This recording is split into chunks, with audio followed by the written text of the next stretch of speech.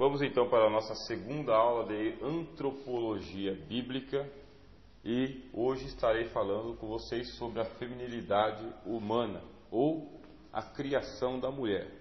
Naquela aula que nós tivemos aqui há 15 dias atrás, eu falei sobre o primeiro Adão. O primeiro Adão que foi criado em singularidade, ou seja, o homem foi criado por Deus e ele foi criado singularmente. Deus não criou o homem em série. Deus não criou o homem em uma casta, como ele fez com os anjos.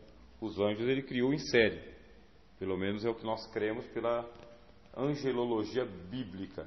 Os animais também foram criados assim, em série. Produz a terra os animais. As árvores, os peixes, as aves foram criados em série. Isso não aconteceu com o ser humano. Ele foi criado singularmente.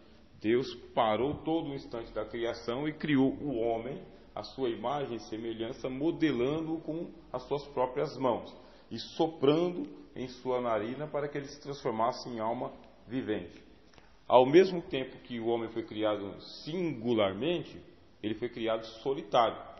E para que ele pudesse ter uma noção de sua solidão, Deus trouxe os animais para que ele pudesse perceber que há o macho e a fêmea. Que eles foram criados em série, mas foram criados macho e fêmea. E Adão ele foi colocando nome em todos os seres da natureza e percebendo, isso aqui é o macho, isso aqui é a fêmea, macho e fêmea. Só que ele não achava para ele uma pessoa que fosse a sua fêmea. Só tinha ele como macho. E percebam que a evolução das espécies, ela fala que nós fomos criados a partir do que a gente popularmente chama de macacos. Só que Adão, ele viu que tinha várias macacas, né? Mas não servia para ele, nem as macacas, nem as panteras, nem as leoas, nem as patas, nem as baleias, não servia para ele. E com isso aí ele foi ganhando senso de responsabilidade. Adão, ele foi sendo responsabilizado pela ordem da natureza, pelos animais domésticos, animais selvagens, pelos peixes, as árvores, as aves, toda a natureza. Ele foi ganhando senso de responsabilidade. Deus disse para ele: você é o Senhor da natureza, tudo é seu, todas as coisas aqui são suas, inclusive você é o guardião da árvore do conhecimento do bem e do mal. Você é o guardião e não é para você comer desse fruto aqui. Você é o guardião do jardim, ele é o Senhor da criação. Mas acontece que ele acaba transgredindo a única regra que ele não poderia transgredir. E uma coisa que eu vou dar um reforço para vocês é o seguinte: somente Adão poderia pecar. Vocês lembrem bem disso, tá bem? Só Adão poderia pecar. Vamos supor que tivesse lá um bode, e o bode se aproximasse da árvore do conhecimento do bem e do mal e ele comesse do fruto. Não cometeu pecado. O passarinho pousou lá e comeu do fruto. Também não cometeu pecado nenhum. E aí vem talvez seja novidade para vocês. Eva, quando ela comeu da árvore do conhecimento do bem e do mal, ela também não cometeu pecado. Ela está isenta. E por que ela está isenta? Porque a ordem é para Adão, exclusivamente Adão, só Adão. Eva poderia comer da árvore, os filhos de Adão e Eva poderiam, os netos, bisnetos, tataranetos, trinetos, poderia ir toda a humanidade fazer um banquete da árvore do conhecimento do bem e do mal. Não haveria pecado nenhum.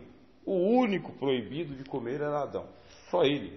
Ele recebeu a ordem diretamente de Deus. E como a gente sabe disso? Nós sabemos disso porque o apóstolo Paulo, por 2 vezes no Novo Testamento, ele fala que foi Adão quem cometeu o pecado. No livro de Romanos ele diz: por um homem entrou o pecado no mundo. Por um homem, Adão. Quando ele escreve a Timóteo, ele fala o seguinte: olha, Eva foi enganada pela serpente. Adão não foi enganado. Ou seja, ser enganado não é pecado. Você cair no golpe de alguém, isso aí, você é a vítima. Você não é o réu, você não é o culpado. E Eva, ela foi enganada. Ela disse ali no jardim do Éden para Deus o seguinte: olha, a serpente me enganou e eu comi. Só que Adão não falou que ele foi enganado. Adão falou: a mulher me deu e eu comi. Então Adão não comeu enganado. E Por isso ele foi condenado, e por isso junto com ele nós fomos condenados também. Porque Adão ele está representando o Cristo. O Cristo, por exemplo, vocês vão estudar soterologia, que é a doutrina da salvação. O Cristo, por que ele é o autor da nossa salvação? Porque ele não cometeu pecado. A única pessoa que não cometeu pecado é o único Salvador. Se Cristo houvesse cometido pecado, ele também não poderia nos salvar. Como ele não cometeu pecado, porque agora ele está fazendo o quê? Ele está no lugar de Adão. Deus deu a ordem para Jesus, Jesus cumpriu, e como Jesus cumpriu, ele pode nos salvar. Se Adão não houvesse comido da árvore do conhecimento do bem e do mal, o pecado não teria vindo e a gente estava livre de tudo isso daqui. Isso aí é a responsabilidade e a condenalidade de Adão. Ele foi condenado. Por que Adão foi condenado? Porque ele comeu conscientemente, voluntariamente. Ele quis comer. Agora, por que ele quis comer? Aí é uma outra questão que a gente vai estudar também em antropologia bíblica. O porquê que ele quis comer. Sendo que Deus já havia dito para ele que no dia que ele comesse, ele morreria. E de fato aconteceu. De fato aconteceu porque o homem foi criado em alma, corpo e espírito. Aqui está o espírito, aqui está a alma e aqui está o corpo. E no dia que Adão ele comeu, o que aconteceu com ele? O espírito dele morreu. Aí no dia que o espírito dele morreu, o que acontece? O espírito é a ligação com a alma. E o espírito é a ligação com o corpo. Isso aqui representa 1/3 e isso aqui representa mais 1/3. O espírito morreu, portanto 2/3 da humanidade morreram naquele dia. O espírito é essa parte que nos liga com Deus, seu espírito. Eu só tenho comunhão com Deus hoje porque Deus ressuscitou o meu espírito. Você só tem comunhão com Deus hoje porque Ele ressuscitou o teu espírito. Quando Ele te ressuscitou o espírito, agora você ouve a palavra de Deus e crê. E ouve, e entende. E ouve e pratica. Por causa disso. Agora, se Deus não ressuscitar o espírito, a pessoa vai ficar só no nível do religioso. Enquanto o espírito não ressuscita, fica só no nível da prática religiosa. Religião não salva ninguém. Religião não coloca ninguém com contato com Deus. 2/3 da humanidade está morto. O que está vivo então? Alma e corpo. Só que chega um momento que o corpo ele também morre. Aí a pessoa fica só a alma. Só a alma da pessoa. O que Jesus veio fazer? Jesus veio recompor o homem. Ressuscita-lhe o espírito, ressuscitando a alma. Agora o espírito começa a comunicar-se com a alma. Você começa a ter uma consciência sobre Deus, entender as coisas de Deus. Aí você já tem aqui a ressurreição e você fica com 2/3 de ressurreição. Só que o corpo ainda morre. E o que acontece? O corpo morre, mas ele fica morto em Cristo. Né? Ele fica como um depósito, fica guardando a ressurreição. Quando acontecer a ressurreição, aí pronto, nós estamos aqui de volta aonde nós caímos. 3/3 funcionando. Então eu costumo dizer para vocês o seguinte: nós estamos funcionando em stand-by. A gente está com a luzinha acesa, está funcionando a maquinaria. Só que a gente não está na nossa plenitude de humanidade. Nós não temos plena consciência sobre Deus, plena consciência sobre nós mesmos. O nosso corpo está numa decadência só. O nosso corpo faz essa curva aqui, ó. Ele começa na estaca zero, chega a um ponto que ele está bala e depois ele começa a cair em decadência. Isso aqui é a fatalidade da queda de Adão. Fatalidade. Por isso que Jesus veio fazer a ressurreição. E ele começa com a ressurreição com o Espírito. E como a gente sabe que a ressurreição ela já começou? O apóstolo Paulo fala: se já ressuscitasses com Cristo, então já aconteceu. Já ressuscitasses com Cristo, então pensai nas coisas que são de cima e não nas que são da terra. Então já ressuscitamos com Cristo. E o apóstolo João, escrevendo o evangelho dele, disse o seguinte: olha, chegou a hora em que todos os que estão nos sepulcros ouvirão a voz do Filho de Deus. E as que ouvirem, ressuscitarão. Chegou a hora. Se Cristo diz que chegou a hora e a voz dele já está ecoando, então nós já ressuscitamos com Cristo. E como assim? Eu não ressuscitei com Cristo já, teu espírito estava morto. E Paulo, escrevendo aos Efésios, diz: estando vós mortos em vossas ofensas e pecados, vos vivificou. Está vivo. Aí Cristo, lá no Evangelho de João, ele volta e fala: quem come de mim, quem de mim se alimenta por mim, vive. Eu sou a ressurreição e a vida. Já sabemos que a ressurreição já começou. É a ressurreição do Espírito. Agora você tem comunicação Espírito, alma, alma e corpo. Só que ainda nós temos essa deficiência aqui, porque chega uma hora que a bateria ria e a gente pipa. Mas está depositada em Cristo. Paulo escreveu: aqueles que em Cristo dormem, em Cristo ressuscitarão. Deus tornará a trazer. Está garantido então. Mas e aqueles que não têm a ressurreição do Espírito? Quando acontecer a ressurreição do corpo, como vai ser? A gente vai ter uma aula só sobre isso aqui, nessa matéria ainda, tá? Antropologia bíblica. Eu só não vou adiantar mais, e o que eu estou fazendo com vocês aqui é uma revisão do que já foi ensinado no primeiro dia. Por quê? Nós vamos falar um pouquinho sobre a feminilidade humana. Fazer questão de separar essa aula só para falar sobre a mulher, porque é raro também nos cursos de teologia tratar do assunto da mulher ou da criação da mulher. Você vai participar de vários institutos teológicos, vários cursos teológicos, onde a mulher ela é tratada junto com Adão, mas não separada. Só que não dá mais para fazer isso. Não dá mais para você fazer um curso de teologia e passar por cima do assunto e tratar ele apenas genericamente, junto com Adão. Justamente por causa da participação da mulher, da emancipação da mulher, da presença da mulher na sociedade religiosa, na sociedade cristã. A mulher não pode mais ser pensada apenas como aquela que vem junto. Biblicamente é assim, é aquela que vem junto. Só que a nossa sociedade ela exige o quê? Que você dê uma atenção para esse ponto também. A presença da mulher no mundo religioso é uma presença de 70%. 70%. E não é 70% só numericamente, é 70% qualitativamente também. Ela tanto ocupa mais espaço no ambiente religioso, como ela está fazendo mais coisas. Ela está agindo muito. E aí o que acontece no estudo teológico? Nós vamos pensar a questão da mulher, nessa aula de hoje, especificamente sobre isso.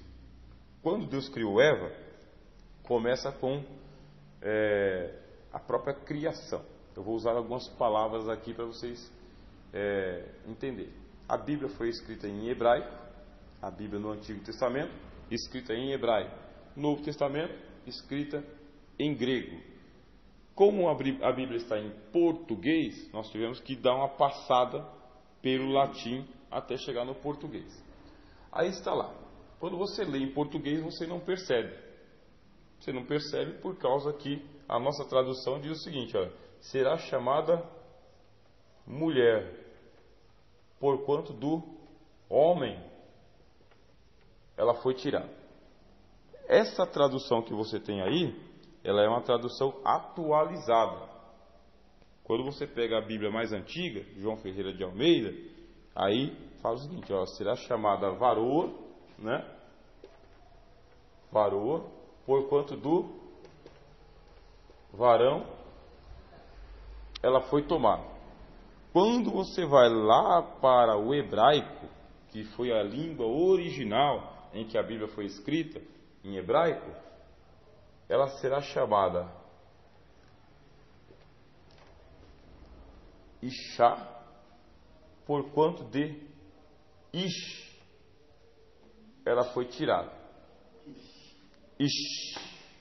O homem é Ish. É quase Gish, né? Aqui é homem, ó. Né? Homem. E aqui, mulher. Que é a mesma varoa. E aqui o mesmo varão. Pronto. Começou por aqui. Aí a gente pergunta, mas por que que ela é chamada de mulher? E por que que ele é chamado de homem? Começa por aqui. Homem, essa palavra em português, ela vem de humus. Vocês lembram que eu expliquei isso aqui para vocês já, né? Humus. Para os irmãos novos, humus. E o que que é o humus? O humus é aquele lodo que fica aqui, ó, perto do rio. Tá vendo? O rio ele está passando, conforme ele vai passando, ele vai deixando as suas margens úmidas. Aí ele aumenta, quando ele aumenta, depois ele diminui, fica aquele lodo em volta. E você já sabe que o homem, então, ele é fruto do pó da terra. Ele é um homem que ele nasce em estado de humilhação, humilhado, humilde. É assim que Deus quer o homem, humilde, humilhado, né? Úmido, que seja uma pessoa maleável, né? Deus nos fez maleáveis, moldáveis, né? A gente não tem como a gente ser terra bruta, sabe? Terra seca, tem que ser maleável. Essa é a nossa natureza. E a mulher? Da onde que vem essa palavra mulher? Ela é uma evolução. Essa palavra, ela evoluiu de Miller.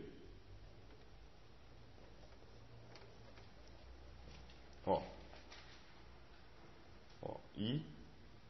Dá para entender? I.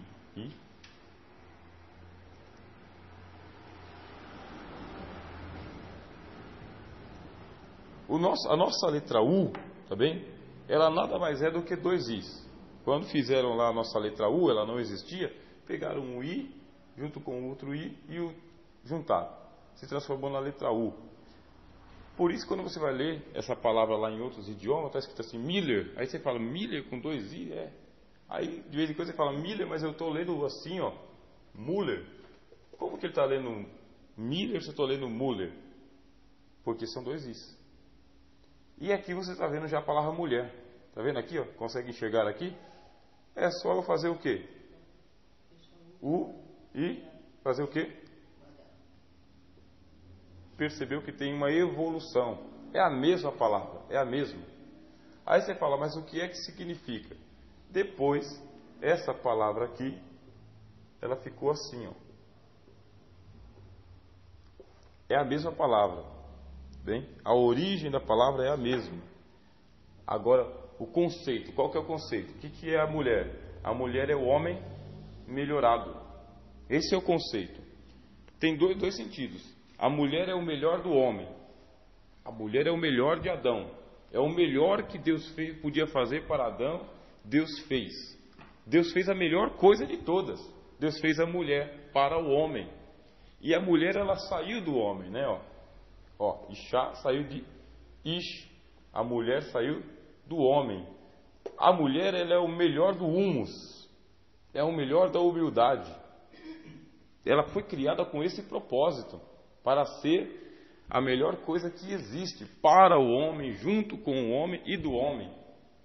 O homem melhorado. É esse o sentido mesmo. Quando você vai para outras línguas, por exemplo, no inglês, é chamado de Ifma. Ifma significa o outro homem, ou a outra parte do homem. É para completar, é para complementar. Não é para ser independente, como a sociedade secular nos mostra. Qual que é o problema do feminismo? O problema do feminismo é que coloca a mulher como superior ao homem. E inclusive coloca a mulher como independente do homem. E se coloca a mulher como independente do homem e coloca a mulher como superior ao homem, ao mesmo tempo está colocando em antagonismo. Ou é para chocar mesmo. Você pega uma mulher, que a mulher ela é feminista, então ela é defensora dos direitos da mulher, por causa que ela é superior, uma raça superior, e ela vai bater de frente com a pedreira, que são os homens. Vai estar em antagonismo. Vai ter guerra mesmo. Vai ter briga. Vai sair de faca de mão, tiro, pontapé. A mulher, ela vai bater de frente. Isso é feminismo. Isso se colocar ela como superior ao homem. E se colocar ela como sendo, que eu acabei de dizer, como sendo independente do homem. Independente do homem, então ela vai ter uma vida solitária também. Só que se ela tem uma vida solitária, está fora do modelo bíblico, fora do esquema bíblico. Não foi isso que Deus planejou nem para o homem humilde e nem para a mulher melhor. Pelo contrário, far-lhe uma ajudadora que lhe seja idônea. Essa é a linguagem bíblica. A mulher, ela é uma assistente. Assistente não é aquela que pega a cadeira para que o outro sente. Não. Assistente é aquela que pega e senta para assistir. Isso é assistente. É a pessoa que está ali assistindo, aprendendo e, logicamente, andando junto. No sentido de ajudadora. É a ajudadora, só que ela não é uma ajudadora medíocre, mediana, subalterna. E nem uma ajudante superior, madre superior. Não, ela é uma ajudadora idônea. Idônea significa que é qualificada. A mulher foi qualificada para, junto com o seu marido, o ajudar nas ordens da criação. Esse é o status que Deus colocou às mulheres. Nesse status, a pessoa já é melhorada, né? Já é o melhor da natureza. É tão o melhor da natureza que o Adão, ele pega e quando ele olha para ela, ele já desencanta em verso na hora. O cara já faz uma poesia. Pega e fala: osso dos meus ossos, carne da minha carne, será chamada Ish-A, por causa que de Ish foi tirado. Poesia, primeira poesia. Ou seja, a mulher, ela encanta o homem. Está na sua natureza, fazer o encantamento do homem, porque já é o melhoramento dele. Aí você vai perceber que o cenário é o seguinte: olha, Adão, ele viu todos os animais, todas as ordens da natureza, e não encontrou uma que lhe encantasse, mas nenhuma. Quando pela primeira vez ele abre os olhos e vê Eva, aí ele já está encantado. E agora ele vai fazer tudo por ela. Existem alguns teólogos que explicam que Adão, ele comeu. Isso é uma explicação teológica, não é uma explicação bíblica. Bem, tem diferença. A Bíblia não diz. Mas a explicação teológica é a seguinte: o Adão, ele comeu da árvore do conhecimento do bem e do mal porque ele não queria punir Eva. Ele não queria. Ele estava enamorado por ela, ensandecido. Ele já sacou qual que ia ser a consequência. Ele ia perder Eva. Ia perder. Então, se ele não comesse da árvore do conhecimento, ele teria que colocar uma punição sobre ela, até expulsar ela do paraíso. Alguma coisa ele teria que fazer.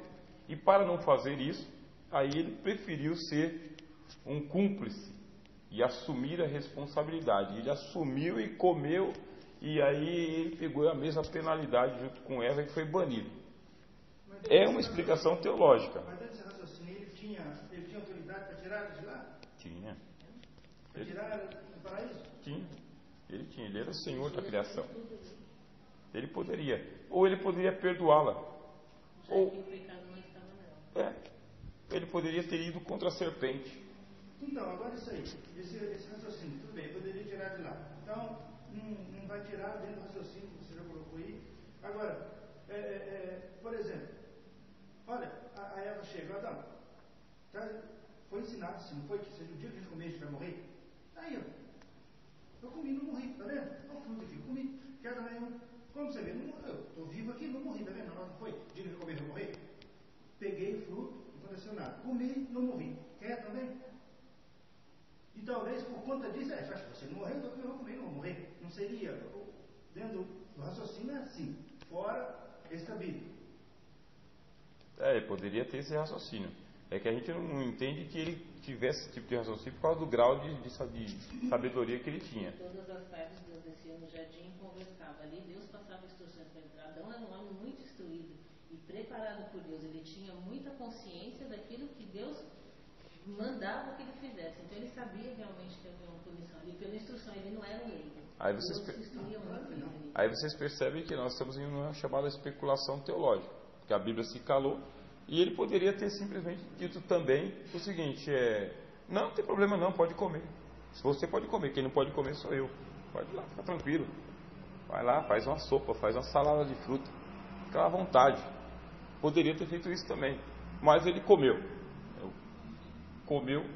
Aí quando ele comeu, ele trouxe aí o pecado ao mundo, né?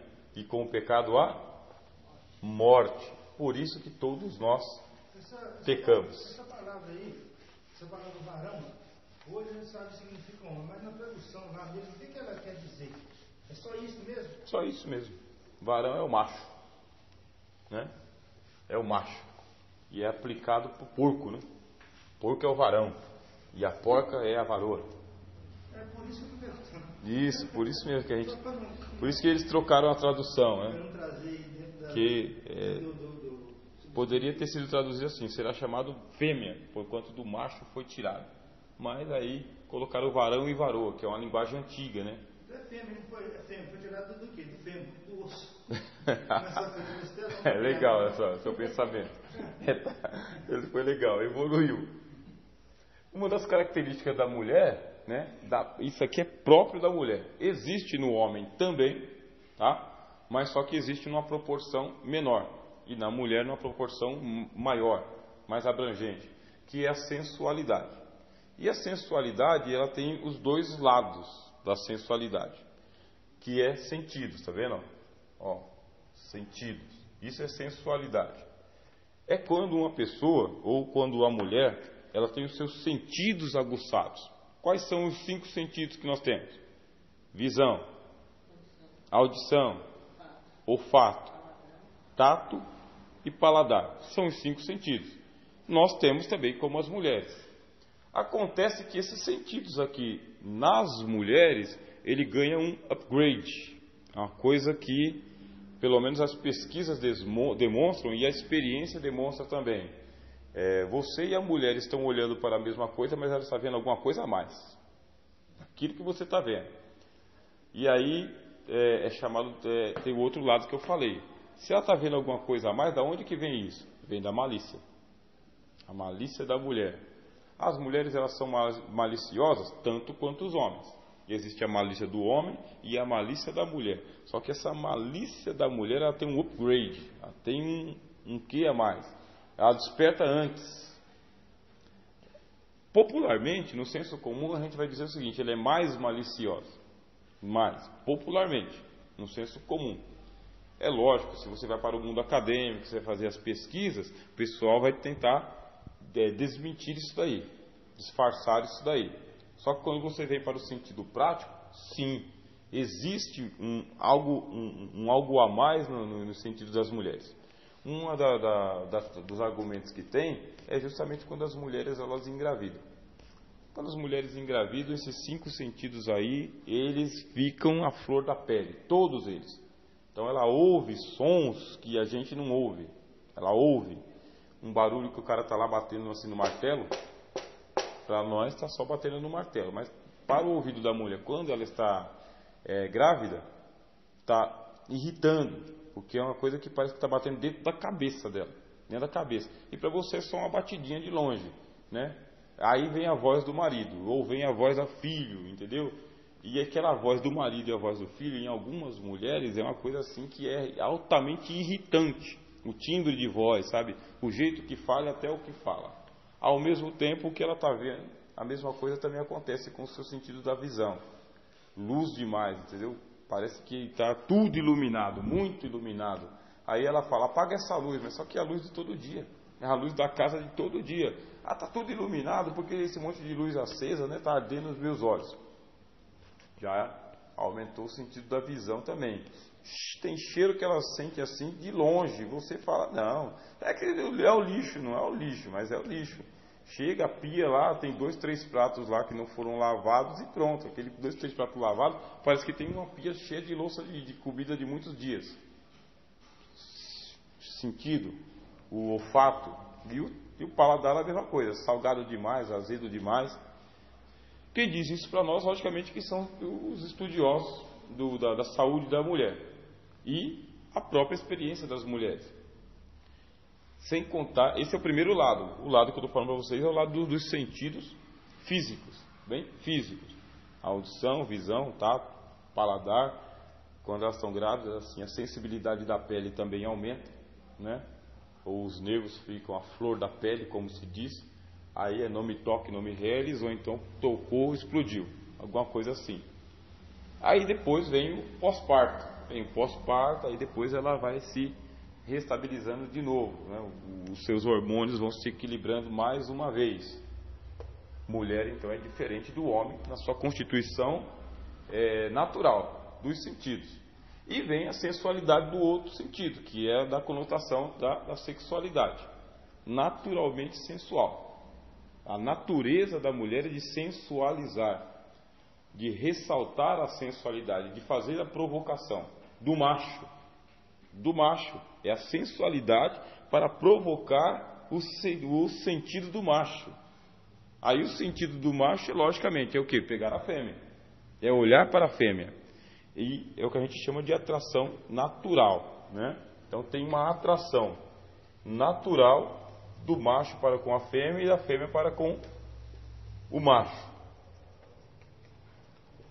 Isso aqui, inclusive, tem uma glândula em nosso corpo, e essa glândula, ela libera o hormônio da sexualidade, que são os feromônios. Os feromônios, eles são os hormônios da sexualidade. É assim, é como o homem exala esse hormônio, a mulher exala esse hormônio também, e na hora lá que os dois estão se atraindo, esses feromônios aí se comunicam um com o outro. É uma atração de um para com o outro, programado pela natureza. E ainda a questão da sensualidade. A sensualidade no falar, no tocar, no se vestir, no olhar, tudo isso aí faz parte da compreensão da natureza da mulher. Naturalmente assim. Naturalmente. Aí depois você vai ter quando elas fazem elas se montam, né? Elas se pintam, se perfumam, se vestem, para poder ressaltar a própria sensualidade. O que vai cair para o outro lado, que é o lado da vulgaridade. O lado da vulgaridade é justamente quando pega e faz um exagero da sensualidade, é um exagero. E nesse exagero aí, vai para a vulgaridade que virou produto de consumo. A pessoa, a mulher, está se oferecendo como um produto de consumo, decadência por causa do pecado. Isso eu estou falando de atração natural, a mulher é seu estado de natureza, e depois quando ela se monta, que ela passa para ser artificial, e do artificial ela vai para o exagero, e no exagero ela vai para a vulgaridade. Se ela vai para a vulgaridade, aí ela é um produto do mercado que está sendo disponível. Isso é o primeiro ponto. Faz parte. Aí você fala, mas faz parte de todas as mulheres no mundo inteiro, em todas as culturas? Naturalmente faz parte. Vamos supor que você saísse aqui do Brasil e você fosse lá para a Indonésia. Chega lá na Indonésia, você vai ver as mulheres da Indonésia.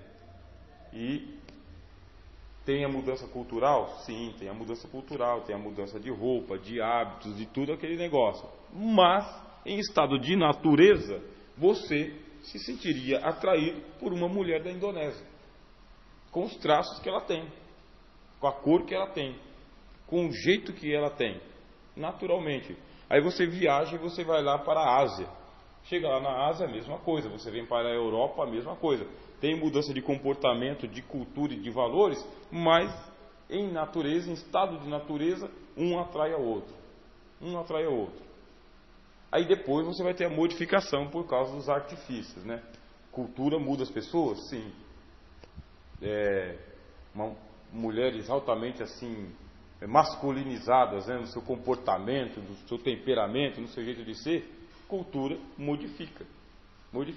Só que ao mesmo tempo que modifica a mulher, também modifica o macho. O macho se adapta. Se ele vai lá na região do norte, do nordeste do Brasil, que a mulher lá é braba, né? É da peixeira, o cara também é brabo. Ele também se adapta. Ou banana. Mas aí ele fala, se tu trouxesse uma peixeira, fosse, vou lhe mostrar meu facão, minha foice, meu machado. Alguma coisa acontece, você percebe? E aí você fala, mas e aí, qual é a relevância disso aqui dentro da teologia? A relevância é o seguinte: as mulheres compõem 70% do público da igreja. E lá está você, como sendo pastor responsável, pregador responsável, líder das irmãs, pastora, missionária. Você sabe que essas pessoas complicadas fazem parte do grupo da igreja. E aí você já tem a inteligência para poder levar isso aqui em consideração. Você vai, por exemplo, dizer o seguinte: uma menina está saindo dos seus 13, 14, 15 anos, ela está começando a sensualizar agora. Está sensualizando. E você já tem aquela mulher que está nos seus 25, 30, 35, 40 anos. Aí você vai pegar e colocar aqui uma bitola, né? Ó, o padrão é esse aqui, isso é o padrão, entendeu?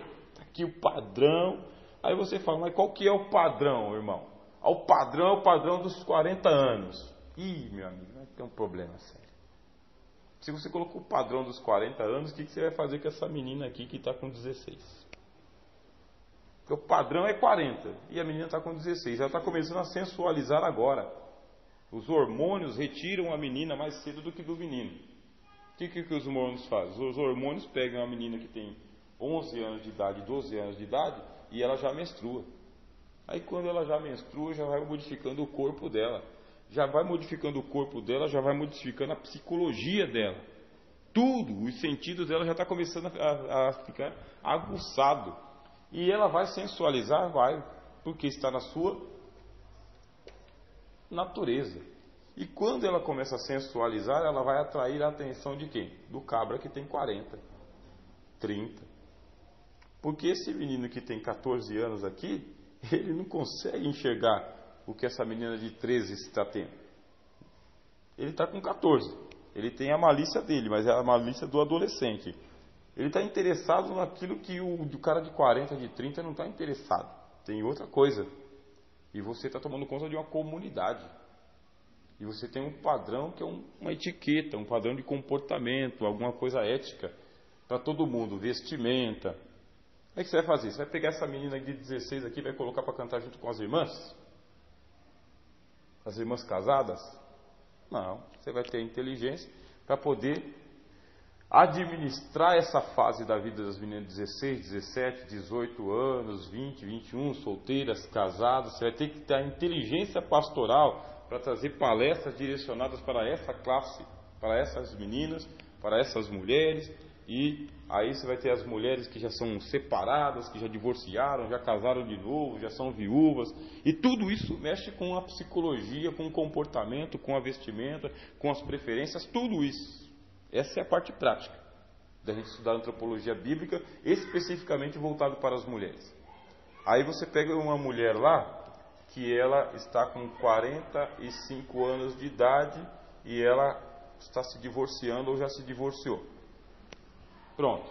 Aí você percebe que antes de divorciar, saia no pé, blusa com manga, gola, coque, sem pintura. Divorciou. Você é o responsável pela comunidade, pela igreja. A tendência é o seguinte: se não tiver uma orientação existencial, a tendência é ela cair para a vulgaridade. Isso é a tendência, entendeu? Agora, lógico, ela vai se manter. Só que se ela se mantiver do mesmo jeito agora, sabe quando ela vai arrumar um parceiro? Não arruma. Porque a concorrência está grande. Porque ela vai ter que concorrer com as meninas de 16, de 20, 25, as solteiras, não sei o quê. Aí você vai perceber que ela já vai vir arrumada diferente. Ela vai diminuir o comprimento da saia. Ela vai trazer uma blusinha que tem inclusive algumas transparências. O cabelo ela vai no cabeleireiro. Aí você fala: mas quando estava casada não tomava todo esse cuidado, por isso que perdeu o marido, né? Agora que perdeu o marido, está querendo fazer o quê? Arrumar um irmão na igreja? Se for um irmão da igreja, né, aí tem um irmão que já vai notar a mudança na hora, porque tem irmão solteiro, viúvo, né, e indeciso. Tem essa rapaziada aí. Só que a gente está dando um curso aqui para lideranças, para quem está tomando conta do público. Você vai fazer uma interferência imediata agora? Não, porque ela está no nível, ela está se nivelando. Ó, sensualidade, está se revivendo, se revigorando. Qual é o cuidado que você vai tomar? Você, como na sua orientação de líder, é para que não caia para a vulgaridade, porque diminui demais, pinta demais, faz aquele negócio, transparência demais, aí pronto. Esse é o cuidado que a liderança tem, e a orientação que um pastor vai passar, que uma pastora vai passar. Fica no seu nível. Isso não tem como lutar. Porque se você luta, acontece igual lá no Oriente. Vamos colocar burca nas mulheres. Colocar burca nas mulheres inibe a sua sensualidade? Não. Não. Porque a burca, por mais que ela seja aquele pano preto com a telinha, ela também desperta a curiosidade, sentido. O que é que tem debaixo daquele pano todo? Como que a pessoa é? E acontecem adultérios no Irã, no Iraque, no Afeganistão, nos países muçulmanos, da mesma forma, da mesma maneira. A gente tem aqui no Brasil as irmãs da congregação cristã, que elas usam saia comprida, né? E as suas blusas e o seu véu também. Tem disputa de véu. Tem disputa para saber qual que é o véu mais bonito. E que sensualiza, inclusive, elas sempre têm irmã que sensualiza com o véu, que é santo. Ou seja, aí a gente fala, não, é um lugar santo. É um lugar santo, mas os irmãos, irmão, você é macho? Desse lado. Irmã, daquele lado. Ah, mas eu quero cumprimentar com o ósculo santo aquela irmã. Não, cara, você não vai babar na mulher dos outros, não. Fica aí na sua. Mas é santo? Não é santo coisa nenhuma. O pessoal sabe disso daí. Ou seja, a sensualidade fica a flor da pele. E quanto mais você restringe, quanto mais você, você poda isso daí, aí vai de atração natural para atração fatal. Aí tem a atração fatal, que é o negócio pegando fogo, explodindo. Perguntas? Comentários? Aí você vai para o segundo ponto, que é a intuitividade, a intuição da mulher. Por mais que tentem negar esse negócio aqui, tá? Isso aqui não tem como negar. Existe a intuição do macho, do homem, e existe a intuição feminina. Essa intuição feminina, ela é popularmente chamada de sexto sentido. Popularmente. É visão além de alcance. Lembra daquele desenho lá do olho de Tandera, né? Visão além de alcance. Intuição, rapaz. Ligado com esses sentidos aqui. Sabe o que é uma pessoa, uma mulher, a sua mulher ou a sua mãe, sabe? Ela dizer para você, não vai. E você teimosamente vai. Não faça. E você teimosamente faz. Não tenta. E você teimosamente tenta. Aí depois o que acontece? Aí você volta arrependido, porque houve uma intuição. De vez em quando é implicância mesmo, não é uma coisa assim 100%. Mas existe, é bom para nós que somos homens no caso, né, e para as mulheres, é o seguinte, presta atenção nesse sexto sentido, porque é o desconfiômetro levado a uma potência. O que significa intuição? Intuição, in é aquilo que está dentro, tá vendo? In é o que está dentro. E a tuição aqui, intuir é quando você entra para dentro de algo, ou você vê por dentro. O negócio aqui é difícil, meu. É você ver por dentro. Você não está olhando só o objeto, você está olhando a intenção. Intuição e intenção. Então, nessa intuição, lá, vamos supor, houve um tempo atrás aí a moda de ir para o monte, né? O pessoal estava indo para o monte, agora está indo menos, né? Mas ainda tem gente que vai para o monte. Aí, por essa intuição, é o seguinte, o pastor acredita que a rapaziada, os irmãos estão indo lá para buscar Deus em espírito e em verdade e para se santificar. Aí, só que esse pastor, ele tem uma esposa. Aí ela pega e fala o seguinte, quem é que está subindo? Ih, rapaz, quando elas começam com essa implicância, para aí que não para mais. Quem é que está subindo? Está subindo os irmãos e as irmãs. Irmãos e as irmãs? Quem? filho de não sei quem, com a mãe de não sei quem, e pode parar. Não vai dar certo esse negócio aí. Aí já começa a implicância. A intuição dela está lendo a intenção e não a ação. Qual que é a ação? A ação é ir para o monte. Qual que é a intenção? Por que você está indo para o monte com essas irmãs, com essas meninas, naquele monte tão longe assim? Por que essas mesmas pessoas elas não se reúnem na igreja, com a luz acesa, com todo mundo com o olho em cima dela? Por que tem que ir para o monte tão longe? Essa é a ideia da intuitividade da mulher. A intuitividade ela faz parte do nosso senso de autoproteção ou de autopreservação. A intuição é para isso, é autopreservação. Eu estou intuindo que não está certo isso aí. O menino pode chegar lá e ele contar a maior esparrela para a mãe, olhando no olho da mãe e contando. A mãe pega e fala: está mentindo. E está mentindo. É uma coisa difícil. Difícil. Não consegue disfarçar com palavras, nem com comportamento, nem nada. E outra coisa, quando tem mentira, aí ou ela irreleva, ela disfarça e finge que acreditou na mentira, ou então ela azucrina e ela pega e fica até sair. Faz parte da natureza da mulher. Em todas as culturas, praticamente todas as culturas. Agora, existem aquelas culturas que são machistas. Tem países que são altamente patriarcais. Não dá espaço para a mulher. Aí você pergunta, por que as culturas não deram espaço para a mulher? Por que a mulher não tem tanto espaço na empresa, tanto espaço na igreja, para poder ser a... Por quê? Porque os homens intuíram, aí vem o nosso lado. O que a gente intuiu? A gente intui que se a gente entregar o poder, no caso, a gente perde tudo. Isso aí é uma intuição do macho. E os homens intuíram isso aqui, segura essa mulherada aí. Segura sua mulherada. E segura, porque se não segurar e entregar as rédeas, não, lá, vai, toma a decisão, vai lá, toma conta. Vai dando espaço. Você vai dando espaço, daqui a pouco você vai procurar o seu espaço para você ver onde está. Seu espaço está com um esfregão lá para você lavar o banheiro. Seu espaço. E existem sociedades que elas são matriarcais. Matriarcal. A matriarca, a mulher, a mãe de família, essa daí, meu amigo, você não brinca, porque a palavra dela é lei, é ordem, e a sociedade é matriarcal. Lá na antiguidade, você vai perceber o seguinte, quem é que tomava conta dos templos? Você tinha o sumo sacerdote, que era um patriarca, sumo sacerdote.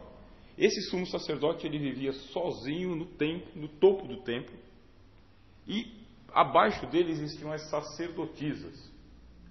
Com quem é que os deuses queriam conversar? Os deuses queriam conversar com as sacerdotisas.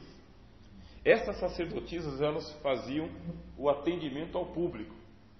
É o equivalente às mães de santo. Pode procurar os terreiros. Pouco pai de santo, mas um monte de mãe de santo. Um monte de mãe de santo. E poucos pais de santo. Terreiro. Porque dentro da religião, existe essa intuição de que a religião ela é feminina. Pode escrever essa aí.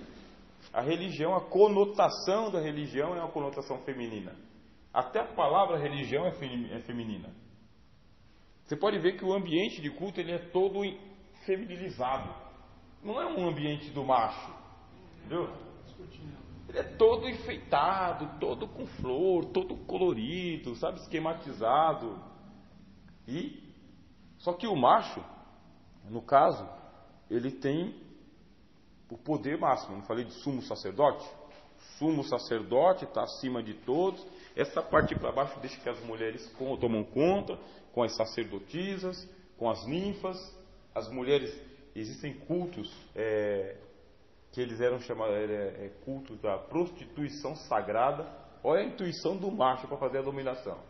Já que tem mais mulher e menos homem, e as mulheres elas vêm muito, e para os homens virem ao culto, o que os homens fazem? Eles tinham aqui o templo deles, né? Aqui em cima é a casa do sumo sacerdote, aqui tem o lugar do culto, aqui em volta do templo ficavam os prostíbulos, prostitutas sagradas.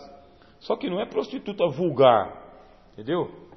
shortinho, topzinho, seminua, cabelo esgrenhado. Não. Essas prostitutas sagradas aqui, todas perfumadas, todas vestindo seda, linho, todas dançarinas. Aí lá vem a rapaziada para o culto.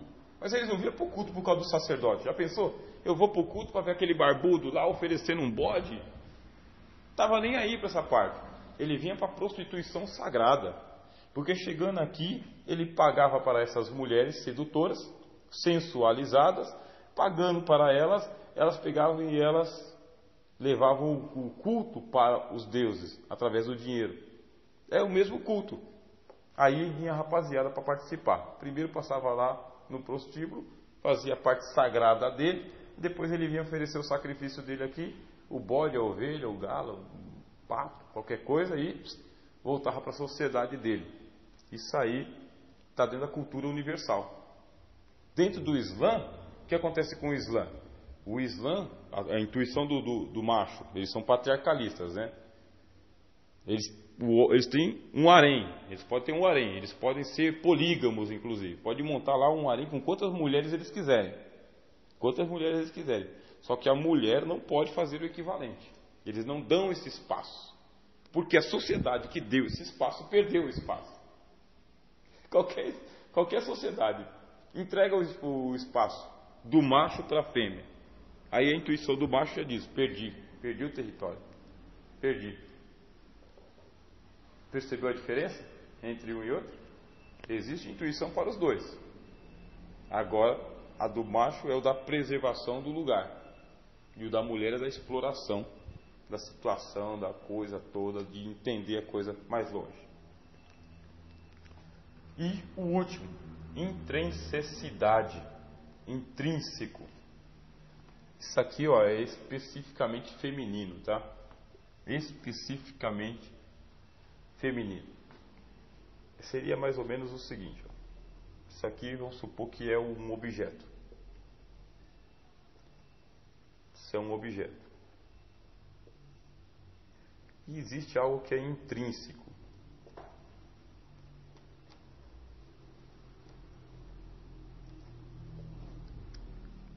O que é o intrínseco? Intrínseco é aquilo que está dentro do objeto. Isso é intrínseco. É aquilo que está escondido dentro do objeto. Escondido. E existe algo na natureza da mulher que, por mais que você mostre o objeto, o exterior, e aí entra uma parte da psicologia também. Alguns dizem que não, mas é o seguinte: dizem que o homem, ele é mais visual. Ou seja, apresentou para o homem, o olho ele já capta, pelo olho, pelo olhar. Enquanto que a mulher, ela é mais sensitiva.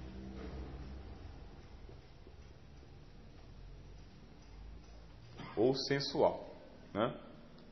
Mais sensitiva, ou mais intuitiva no caso, né? O que acontece?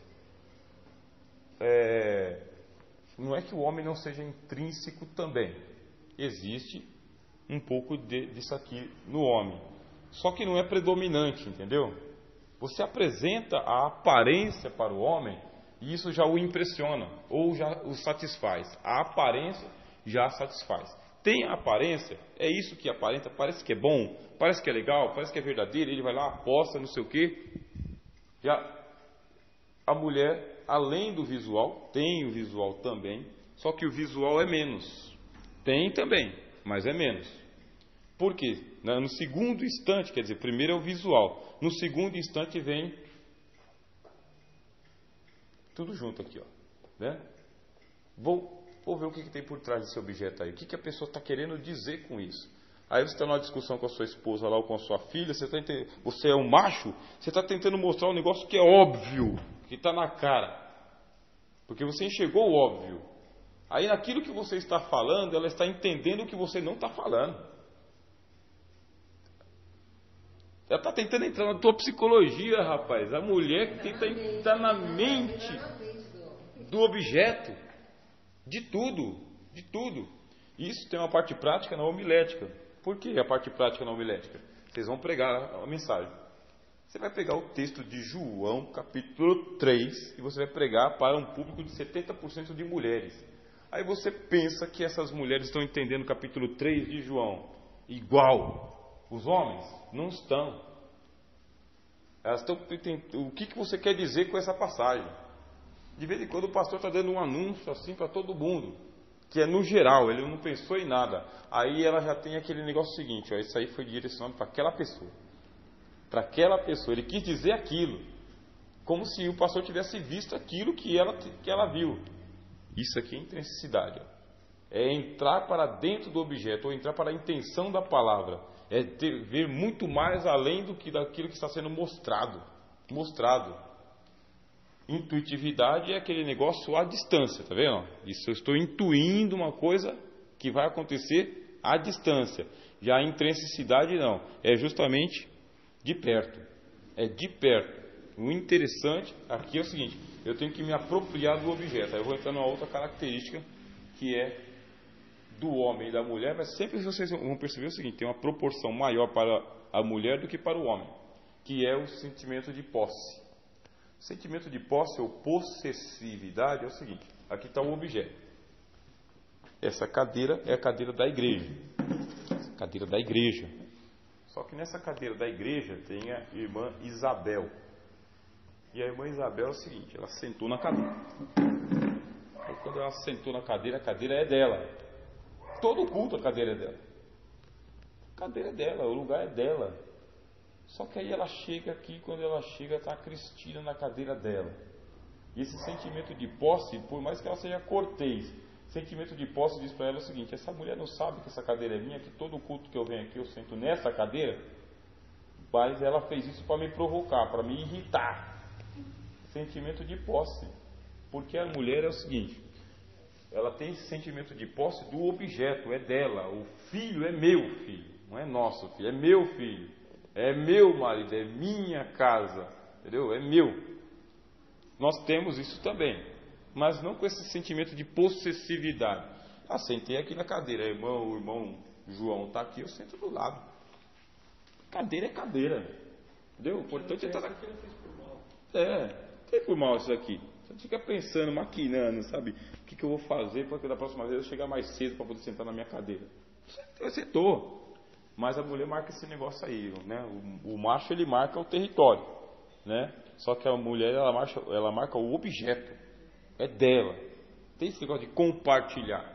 Por isso que existe uma dificuldade muito grande quando você vai dizer o seguinte, quem é que vai solar o hino? Como assim quem vai solar o hino? É um conjunto. No conjunto você tem 30 jovens, você tem 20 irmãs, das 20 irmãs, 5 solam. 5. Só que elas têm o sentimento de posse do microfone. Ou tem a posse do título de ser a solista do grupo. E lá vai você tentar fazer a mediação dizendo, hoje é você, amanhã é ela, não sei o quê. Aí já quer saber quem é que vai solar melhor, com a voz melhor, quem vai ter mais audiência. Sabe? De quem que o regente gosta mais. É uma confusão. É uma confusão. Pode parecer que o que eu estou falando é preconceituoso. Só que isso aí está na gênese da própria psicologia da mulher. Você pode fazer a sua academia do jeito que for. Pode fazer os testes que você quiser. Não se trata de preconceito. É uma coisa constatada. É constatado e você leva isso em consideração. Por quê? Porque a dona Eva era assim também. A Eva se apropriou da árvore do conhecimento do bem e do mal. Tinha tudo, mas ela não tinha a árvore. Aí ela tomou conta da árvore também. Só que ela não quis se ferrar sozinha, né? Ela levou para o cúmplice. E o cúmplice foi cúmplice com ela. E foi banido. Daqui a pouco ela tem um filho, Abel. Ela tem outro filho, Caim. Ela tem outro filho, Sete. Aí ela fala o seguinte, olha, o Senhor me deu Sete no lugar de Abel, a quem Caim matou. O Senhor me deu. São os meus filhos. Está próprio na Eva, está próprio na Gênesis. Agora que você já sabe disso daí, tem um capítulo especial, você vai estudar muito mais sobre antropologia feminina. Muito mais. Você já tem um pontapé inicial aqui. Já tem uma noção. porque os dois vão andar agora em antagonismo, tá bem? Homem e mulher, eles vão andar em antagonismo, ou seja, depois que entrou a queda no mundo, a mulher ela começou a ser olhada com desconfiança pelo macho, e o macho vai fazer a submissão da mulher. Porque se você não fizer a submissão da mulher, ela com tudo isso daqui, o que vai acontecer? Toma conta. Aí você fala, ué, e daí? O mundo sempre foi tomado conta pelos homens e a gente não reclamou nada. Reclamou sim. Na Índia, por exemplo, existe lá uma discriminação muito grande por parte das mulheres. A mulher que ela faz parte de uma casta sacerdote, de uma casta nobre na Índia, ela é bem tratada. Mas aquela mulher que ela não pertence a uma casta nobre, ela pode ser estuprada que o Estado não faz nada. É direito do macho pegar a mulher. Direito, hein, do macho. Isso tem que ser observado. Se a gente não está aplicando aí um padrão ético de uma outra raça, aqui com a gente também. Quando você vem para o Evangelho, no Evangelho tem uma redenção da mulher. Essa redenção é feita por Cristo. Ela é trazida para o corpo do reino de Jesus, para o corpo da igreja. Ela é trazida em status de igualdade com os homens. Status de igualdade, em importância. Só que Jesus não desconsidera a natureza das mulheres. Só que ela já não é mais estigmatizada, ela já não é mais maltratada. Na igreja, a mulher não é maltratada. Na religião é, tá? A religião cristã é uma religião machista, patriarcal, sacerdotal. É a religião cristã. Mas o Evangelho, ele não dá esse tratamento para as mulheres. E tem diferença entre a religião, que é o sistema, e o Evangelho, que é a doutrina, que é o ensino. No ensino de Cristo, não tem essa opressão para as mulheres. Também não é colocada em status de superioridade. Tá bem? A mulher também não é tratada assim. O que a mulher é tratada? Lado a lado, ombro a ombro, anda junto. O Evangelho é assim. E vocês vão ter essa maturidade com o passar do tempo. Já tem, né? Uma certa maturidade, mas vai ter um pouquinho mais de maturidade para poder fazer essa distinção, né? Entre o irmão e a irmã, o pastor e a pastora, o missionário e a missionária, a líder do ciclo de oração e o superintendente da escola dominical, para poder dar a cada um de acordo com a sua competência, a sua capacidade. E levar em consideração, não é para desconsiderar, leve em consideração se é homem ou mulher. Departamento infantil da tua igreja. Tem um irmão lá que ele, sabe, ele tem jeito com as crianças, mas é irmão. Então, é irmão, mas eu vejo não sei o que, é irmão, mas coloca a irmã. Coloca a irmã. Ah, mas a irmã não tem dom, o irmão tem dom, então coloca a irmã e o irmão. E lado a lado. Por quê? Porque faz parte da natureza do macho, entendeu? Cuidar da coisa adulta, da pessoa pronta, e não da criança. Pode cuidar bem, mas você pode perceber que talvez ele seja um pouco afeminado. Ah, mas aí é homofobia. Dentro da igreja isso aí é outra categoria. É tratado de outra maneira. Dentro da nossa fé cristã, a gente trata isso aí com muito cuidado mesmo. Muito cuidado. Não é pecado de crime de homofobia nem nada. Porque pode ser que o rapaz ele seja afeminado, mas ele não seja homossexual. Pode ser. Ele é afeminado. Tem trejeitos afeminados. Mas ele não é homossexual. Ele ainda não saiu do armário? Hã? Eu diria aquela expressão que ele ainda não saiu do armário? Isso, aí a igreja tem que orientá-lo de que isso aí é uma estratégia do diabo, negócio de armário. Estratégia do diabo. Por quê? Existe realmente homens que são afeminados. Por natureza. Não é por cultura, é por natureza. Lógico, a mãe pode ter direcionado também, o pai pode ter direcionado, os amigos podem ter direcionado. Tem toda essa série de complicações aí. Mas não é por ser afeminado que ele é homossexual. Agora, ao mesmo tempo, você é o cuidador do rebanho. Você, como cuidador do rebanho, sabe que o rapazinho ali tem um trejeito, que o irmão tem um trejeito. Você vai tomar o cuidado de não colocar esse irmão, expor esse irmão e nem as crianças a essa situação desnecessária. Você tem mulher na igreja bastante para isso. 70% dos membros da igreja são mulheres. Portanto, tome esse cuidado. É a orientação que eu passo.